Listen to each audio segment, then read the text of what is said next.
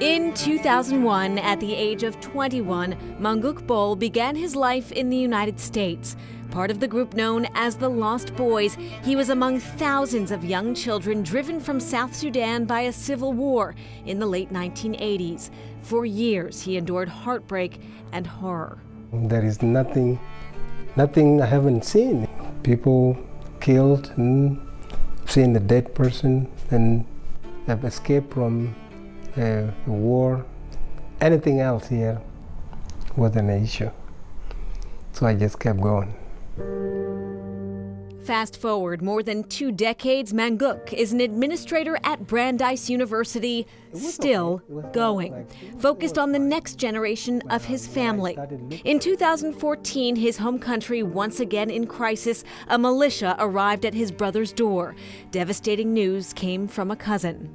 He just said at once that the village was attacked.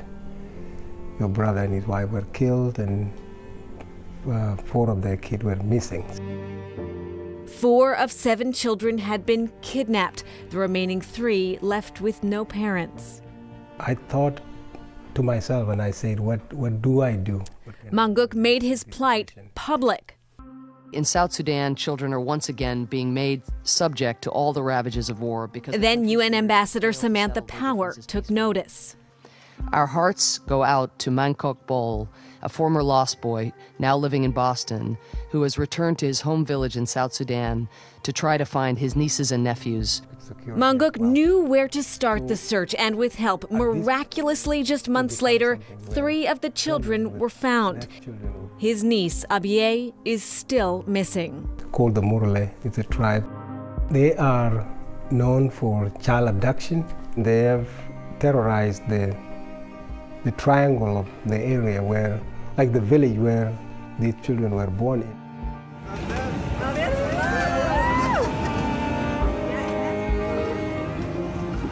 A decade later, 4 of the siblings who had been living in Kenya finally arrived in the U.S.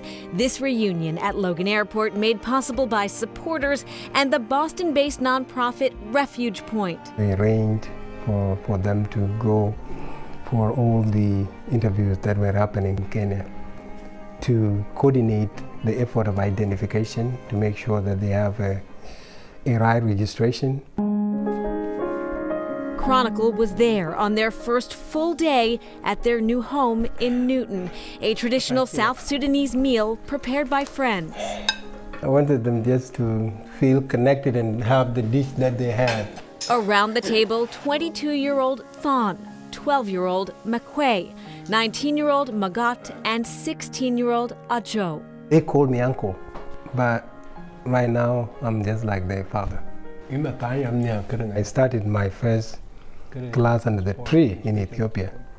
I did not go to nursery school, and then look where I am. This is what I'm telling them, you know. Manguk got a job as soon as he could after arriving in Boston. He graduated from the University of New Hampshire, got a master's degree in finance from Brandeis. He worked and worked. It's a life that was not planned, but it's a good life, you know.